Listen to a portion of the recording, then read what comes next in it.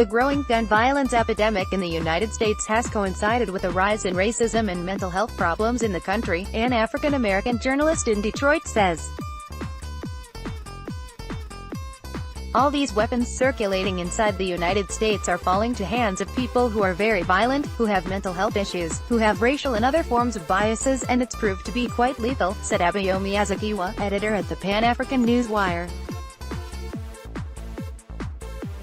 There's been an overproduction of weapons in the United States because gun enthusiasts have stockpiled weapons and ammunition out of fear that the government former President Barack Obama would tighten gun laws, Azikiwe said in a phone interview with PressTV on Thursday. Domestic gun sales have fallen significantly since the election of U.S. President Donald Trump. The Republican president and his fellow GOP lawmakers, who are majorities in both chambers of Congress, all favor gun ownership rights. So the Trump administration is preparing to publish new rules that would increase the export of American firearms abroad, which has prompted protests from gun control activists and human rights groups.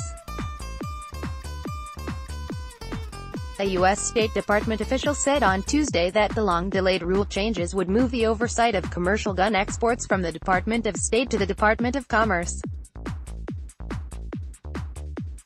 It's a false premise to try to rebuild the arms manufacturing industry in the United States by exporting these weapons abroad. The United States is already a major exporter of police, security, as well as military weaponry around the world, Azikiwe said.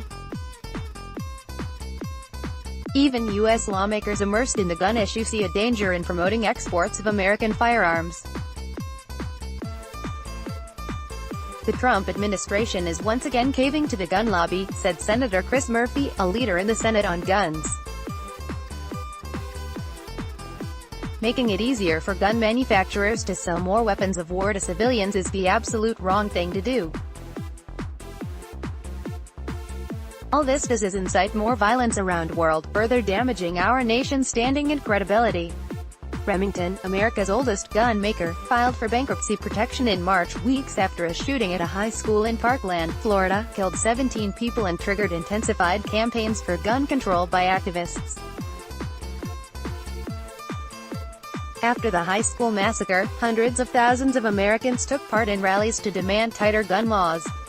Opponents of stricter gun laws, including the U.S. gun lobby, which supported Trump's 2016 presidential campaign, have dismissed the mounting demands for gun control as being politically motivated.